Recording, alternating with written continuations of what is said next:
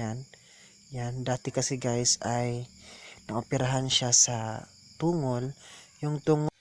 So hello Earth, this is Kuya Renz and welcome back to my channel.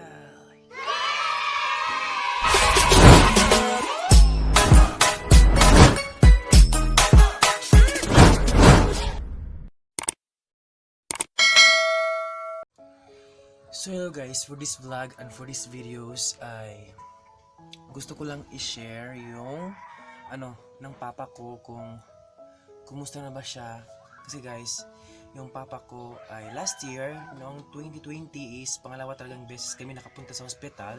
Sad to say talaga, no? Grabe. So ngayon guys, gusto ko lang i-share yung pinagdaanan ng papa ko kasi gusto kong ipakita yung may video ako guys, may video ako na ipapakita sa inyo, video clips. So mamaya ipapakita ko pagkatapos ko nito. So explain ko lang yung video kanina kasi yung full video talaga doon guys, ipapakita ko sa inyo mamaya is may full video talaga doon. So kung gusto niyo guys, makita yung full video ng papa ko. So hanapin na niyo sa vlog ko. So ako sa description na lang guys, isasali ko na lang sa description yung link doon. So kukuha lang ako sa video clip doon guys, tapos i-paste ko lang dito. So ayan guys, itong background ko, so ang ganda diba, nakulak kasi guys. So andito ako sa bahay ko, so umuwi ako kasi dito ako mag-vlog after rin. So gusto ko lang i-share yung life ng papa ko then and now. So to say guys, when I was 9 years old, so magsimula na tayo. So let's start na tayo.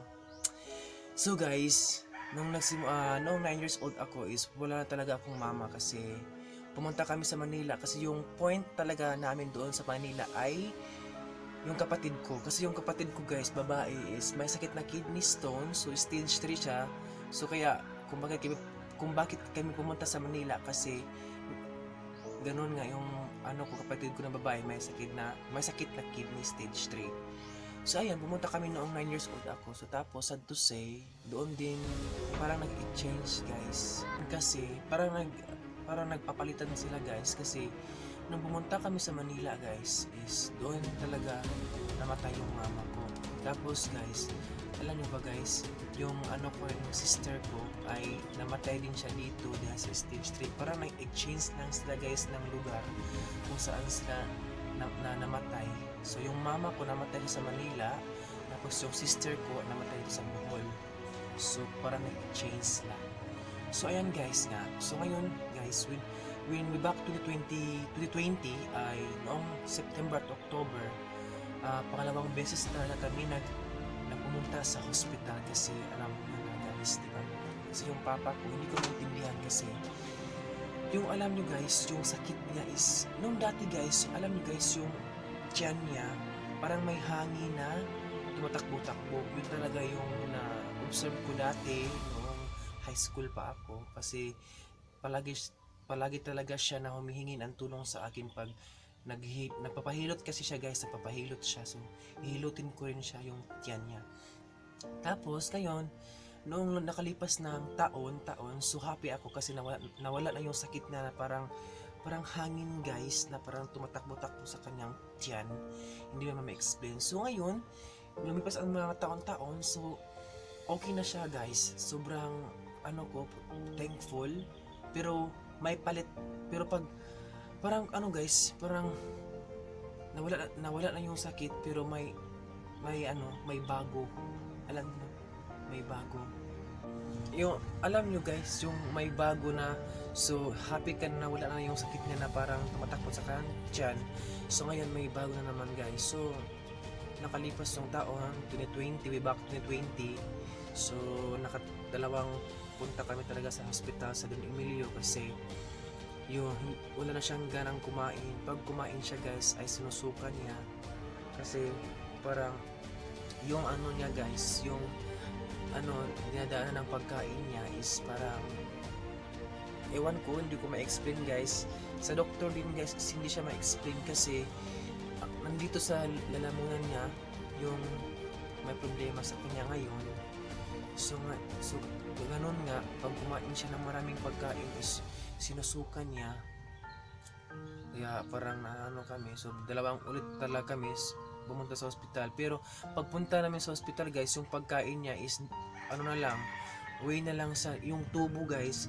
Lagyan na lang siya ng tubo dito sa ilong. Tapos punta dito para yung pagkain niya is i-host na lang para diretso na sa tiyan. Yung pagkain niya guys is parang shake na ata guys. So yung shake na guys, yung parang ano na parang gatas na siya. So yan kinakain niya. Kaya noon thankful naman ako guys kasi ngayon is okay na siya guys. Pero ang problema ko lang ngayon is yung pagkain niya now kasi ang lakas na niyang kumain pero hindi pa siya kumakain ng ng rice. Kasi guys, ngayon is hindi pa rin siya makakain ng rice o luto o kanin kasi ganun pa rin sinusukan niya kasi may something pag kumakain siya guys ng ng kanin is dito lang guys, dito lang banda, hindi siya didiretso sa tiyan kaya susuka na lang niya. So ngayon guys, ang problema ko is yung pagkain na kasi yung kinakain niya ngayon is quaker, gatas at saka sugar. So yan talaga yung needs ng father ko now. So kaya nga ginagawa ko ito guys, itong pagba-vlogger ko kasi gusto kong makatulong sa papa ko and especially sa may bahay talaga yung talaga yung vision at mission kung bakit ko pinasok tong career na to. Dahil hindi ko naman mapapala to guys ng pag-monetization kung wala ang Panginoon. Kaya dahil sa Panginoon ay nakahanap ako ng mga kaibigan sa YouTube. Kaya guys, kung sino yung nag-vlogger dyan, nag-i-start pa lang, huwag hanapin yung subscriber at mga watch hours. Hanapin nyo talaga yung legit na kaibigan, yung totoong kaibigan guys, kasi sila talaga yung tutulong sa'yo. Promise. Talaga makakahanap ka. Marami talaga in the world, YouTube world, they have many people na nagba-vlogger at YouTuber ngayon. I hope na makahanap kayo ng na totoong kaibigan kasi in the YouTube world nakahanap talaga ako nag-iisa na nagsusupport sa aking YouTube channel. So ngayon guys, tapos na ako sa sa life ng father ko. So ngayon ipapakita ko sa inyo guys yung video clip na konting video clip lang kung ano ang kasi inaoperahan talaga yung papa ko guys last year kasi yun nga yung tungol niya is parang may butas na kaya last year inaoperahan niya tapos 170,000 yung nagasto namin. Iprenda na yung lupa namin, yung yuta namin dito, lupa wala, iprenda na pero ganun pa rin, may sakit pa rin. Ganyan talaga yung challenge sa buhay kaya fighting lang tayo guys. Hindi lang ako ang may problema kundi alam naman ko ng mga viewers dyan na maraming problema kaya natin to ipagpatuloy natin to guys. So ngayon guys, ipakita ko sa inyo yung video clip na konting video clip kung ano talaga yung nasa tiyan niya, yung may tahi yan talaga. So doon ako mag-i-explain sa video clip. So maraming salamat at keep in watching this video guys for the next video. Bye bye. So ayan guys, yung papa ko ay kinausap ko. Ito yung vlog ko dati guys at tapos pinaano ko siya. Ayan guys, nakita natin guys na may tahi siya. Ayan, yan. Dati kasi guys ay naoperahan siya sa tungol. Yung tungol guys ay yung daan natin ng pagkain guys. Tapos siya guys, pag kumakain siya ng maraming luto ay sinusukan niya. Kaya ngayon ay yung kinakain na ngayon ay quaker na lang. Quaker at gatas. So ayan.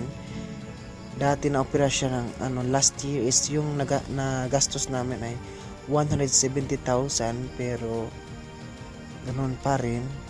Pero ngayon naman guys is na thanks God is okay na naman siya. Noong noong last year is 2 beses kami nakapunta sa hospital talaga. Grabe talaga guys. Sumunod talaga guys. Noong September na hospital siya, pagkatapos October din hospital siya, kaya grabe guys yung problema ko, yung mga pinagdaan ko sa buhay. Yung ano guys, yung ikaw na lang mag-isa sa sa mga kapatid mo, parang yung alam niyo ba guys, yung problema ko dito sa papa ko, parang inano ko lang, yung hindi ko siya niraramdaman kasi um, kasi guys, alam ko naman na may Panginoon na sumasandal sa akin. So yung papers na guys ay pinapakita ko, yan yung mga resita, mga resulta sa x-ray ng papa ko. So I hope guys ay matulungan ninyo kami, especially sa papa ko. So maraming salamat. So, ayan, nakita na ninyo guys yung video, yung mga tablets na iniinom ng papa ko ngayon. So, kasi guys, when pumunta kami sa hospital guys, is na-discover sa doktor na maraming sakit yung papa ko, like high blood, TB, at saka yung dito niya yung problema. Yan talaga yung sakit ng papa ko. So ngayon, thanks God, because okay na siya, malakas na siya ngayon. So kaya nga yung problema, pagkain na lang kasi wala kami pera. So gusto kong tumulong sa papa ko, pero wala akong maitulong kasi wala pa akong pera. Pero guys, maraming nagpo-push sa akin na magtrabaho o work daw ako. Pero yung puso at isip ko guys na ay pinupush talaga itong papa-vlogger, kasi I trust God and I trust myself na dito ako mag-start, magsimula ulit sa buhay ng papa ko at ako. Alam ko na may Panginoon na tumutulong sa aking channel. Kayo rin guys, salamat.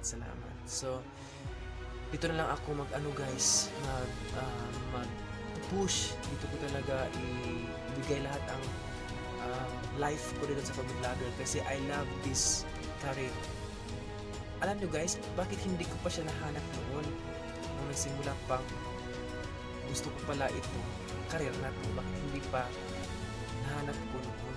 So ngayon nahanap ko na. So thanks God, nahanap ko na, baka dito na ako. Ito na talaga yung lane ko guys, promise. Kaya ipupush ko talaga guys, kahit walang signal, walang wifi, walang money, pero kaya sa akin. Kaya yun lang po guys, maraming salamat sa pag-watching at pag-listening sa aking videos ngayon. So I hope ay may naitutulong ako, na may na-motivate kayo, at I hope din guys na may tumulong sa papa ko, kahit sa pagkain lang niya, kasi gusto ko talagang tumulong. So I hope may tumulong din. So maraming salamat. There is Kuya Renz guys, and maraming salamat, at hanggang sa muli guys, paalam.